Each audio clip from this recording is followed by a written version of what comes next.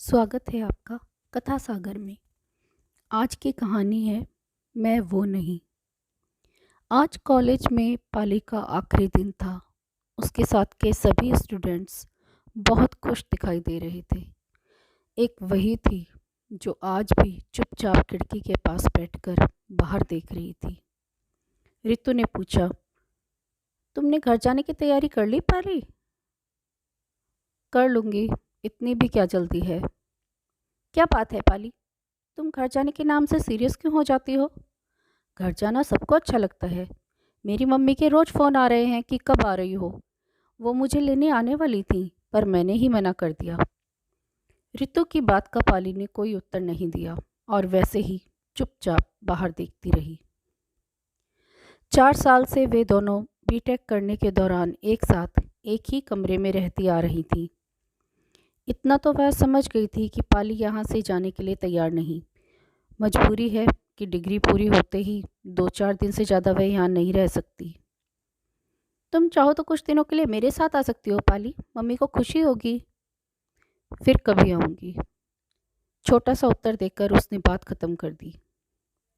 रितु अपना सामान पैक करने में व्यस्त थी। पाली के पास वैसे भी बहुत ज़्यादा सामान नहीं था। वो चाहती तो कब का उसे समेट सकती थी, लेकिन उसने अपनी ओर से अभी तक कोई तैयारी नहीं की थी। शाम के समय वह रोज की तरह थोड़ी देर के लिए हॉस्टल के सामने वाले पार्क में चली आई। वहाँ पर उसका सहपाठी पार्थ उसका इंतजार कर रहा था। उसने भी वही प्रश्न दोहरा दिया। मुझे घर जाने की जल्दी नहीं है, जब मन करेगा चली जाऊंगी। तुम कब जा रहे हो? कल शाम की ट्रेन से निकल जाऊंगा। तुम चाहो तो 1-2 दिन रुक सकता हूँ। इसकी ज़रूरत नहीं, मुझे अकेले रहना ज़्यादा अच्छा लगता है, कहकर पाली ने बात खत्म कर दी। पिछले कई सालों से वे दोनों एक साथ पढ़ रहे थे। पार्थ को वो बहुत अच्छी लगती थी। वह खुद भी बहुत हैंडसम और स्मार्ट था। उसके लिए लड़कियों की कमी नहीं थी। फिर भी उसे गुमसुम अपने में ही मस्त रहने वाली पाली अच्छी लगती। वह उससे बात करने के अवसर ढूंढता रहता, पर पाली उसे नज़रअंदाज करती रहती। आगे क्या करने का इरादा है? अभी कुछ सोचा नहीं है, घर जाकर सोचूंगी। मेरे लिए जॉब का ऑफ़र आ गया है, कुछ दिन घर में बिताकर ज्वाइन कर लूँगा। तुम चाहो तो तुम्हारे लिए भी कोशिश कर सकता हूँ। अभी रहने दो, ज़रूरत होगी तो बता दूंगी, वो बोली। पार्थ ने उसकी बात का ज़रा भी बुरा नहीं माना। जानता था वो ऐसी ही है। थोड़ी देर बाद वो बोला, कहीं घूम आते हैं, फिर पता नहीं साथ बैठकर कब कॉफ़ी पीने का मौका मिले। पार्थ के कहने पर पाली उसके साथ सड़क पार एक छोटे से कैफ़े में आ गई। पार्थ को अच्छा लगा उसने इस समय उसकी बात काटी नहीं। मैं तुम्हें बहुत मिस करूँगा पाली, पार्थ बोला तो उसने नज़रें उठाकर देखा और बोली कुछ नहीं। कॉफ़ी ख़त्म करते ही पाली बोली, चलते हैं, तुम्हें घर जाने की तैयारी करनी होगी।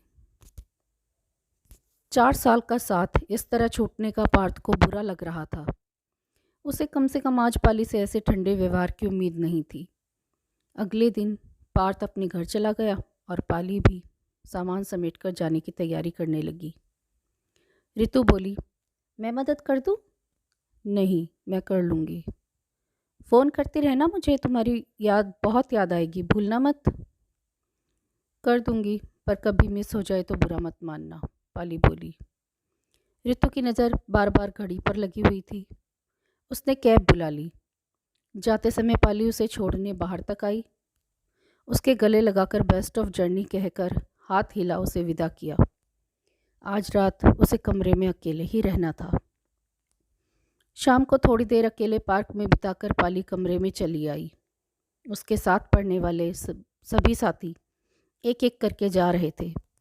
उसने भी अगले दिन घर जाने का प्रोग्राम बना लिया और इसकी सूचना अपनी छोटी बहन मौली को दे दी। उसे पापा मम्मी को खबर करने की बजाय मौली से बात करना अच्छा लगता।